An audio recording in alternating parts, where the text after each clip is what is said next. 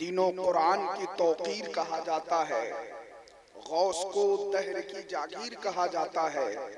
सारी दुनिया को हथेली पे वो रख लेते हैं, इसलिए उनको बड़े पीर कहा जाता है। 12 बरस की डूबी कश्ती एक लम्हे में पार किया, गैर भी देख के कलमा पढ़ने पेश ऐसा किरदार किया। हम सुन्नी की दावत पे वो आ जाएं तो क्या हैरत, एक ही वक्त में 70 घर में गौस ने जब इफ्तार किया। एक ही वक्त में 70 घर में गौस ने जब इफ्तार किया। 12 बरस की डूबी कश्ती एक लम्हे में पार किया, गैर भी देख के कलमा पढ़ने पेश ऐसा किरदार किया। बड़ी नफीस और लतीफ गुफ्तगू हजरत मुफ्ती मुदस्सिर रजा अमजदी साहब क़िबला फरमा रहे थे। कसम खुदा की उनकी तकरीर का जो अंदाज था और जिस अंदाज में वो तकरीर फरमा रहे थे संजीदा और शगुफ्ता लहजे में, मुझे ऐसा लग रहा था कि अपने मस्कन की तरफ, घर की तरफ जाता है, दिल मेरा रोज़े अतहर की तरफ जाता है। क्या मदीने की कोई राह दिखाएगा हमें, पानी खुद बह के समंदर की तरफ जाता है।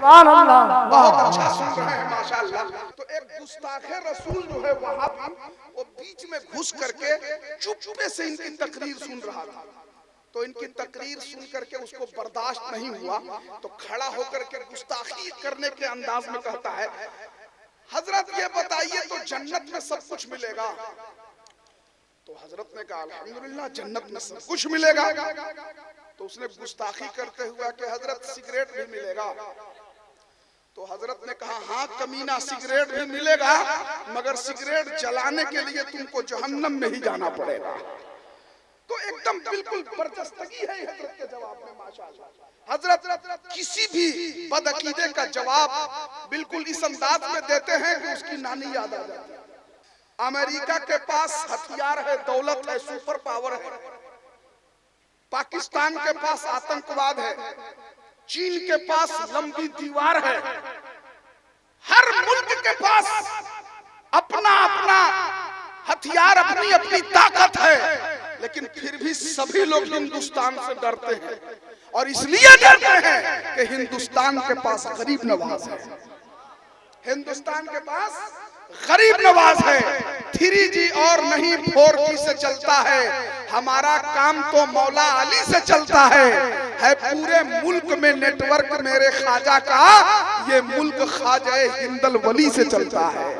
इसलिए आप हिंदुस्तान के सुन्नी चियाले मुसलमानों नारा लगा दो चांदों की सरजमीन पर और बता दो कि हम अल्लामा आसिफ इकबाल की तकरीर सुनने के लिए तैयार हैं।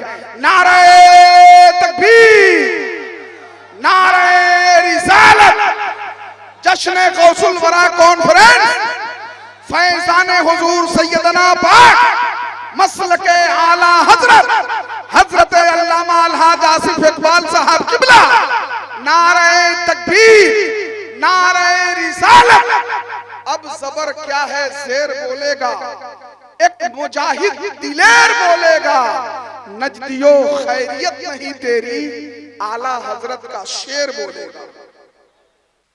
कि अगर आदमी चाह ले तो एक हाथ से भी रिज़्क़े हलाल कमा सकता है, और अल्लाह जिसके अंदर चाहता है उसकी जिंदगी में इनकलाब पैदा फरमा देता है। बड़े अच्छे हैं, बड़ी खुशी हुई देख के। आप लोग भी अल्हम्दुलिल्लाह बहुत अच्छे हैं। कितने लोगों को सरकारे गौसे आजम से मोहब्बत है, हाथ उठा के बताइए। माशाल्लाह, नीचे कीजिए। सबको मोहब्बत है? बोलिए हूँ, हाँ बोलिए।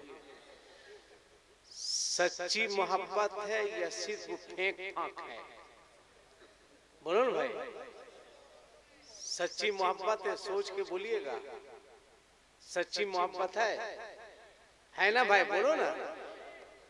अगर वाकई सच्ची मोहब्बत है तो आपकी मोहब्बत का इम्तिहान लेते हैं। लें आपकी मोहब्बत का इम्तिहान।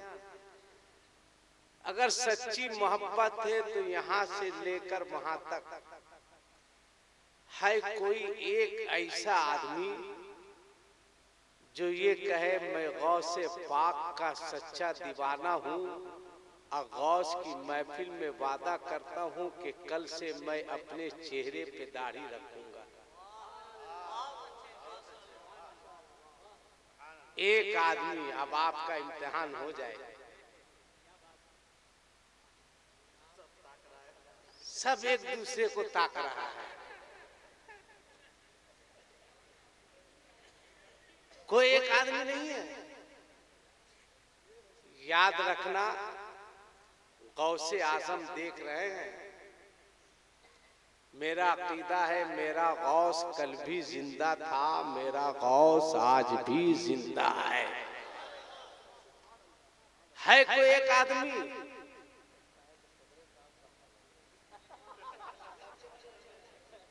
एक आदमी चाहिए। ये बहुत बड़ी बात मैं आपसे कर रहा हूं। मैंने पहले आपसे कहा तो आप हाथ उठा के कह रहे थे कि हम सच्चा दीवाना। हाँ, अगर नहीं उठेगा तो उठ ही जाना चाहिए। एक आदमी, उसके बाद मैं अपनी गुफ्तगू शुरू करूं। चूंकि आपने कहा कि हम सच्चा दीवाना है, हम नहीं कहे, हम तो जान रहे हैं कि आप लोग फेंक फाक हैं, हम तो कन्फर्म है। मगर आज देख ले कि चांदों के लोगों में क्या जज्बात हैं। एक मिनट का वक्त देता हूं, फिर अपनी गुफ्तगू को दूसरी जानिब फेर दूंगा। आपने वादा किया है हम दीवाना है गौसे पाक के। कोई नहीं है इतने बड़े मजमे में। एक आदमी को दाढ़ी रखना है, अगर डर लग रहा है तो अपनी अहलिया से जाके पूछ के आ जाए। ये भी एक मसला है कि कहीं वो गुस्सा नहीं हो जाए। याद रखो, बीवी नाराज होने दो, मगर अपने रब को कभी नाराज मत होने देना। अपने आका को कभी नाराज मत होने देना। हम जा कहां रहे हैं भाई?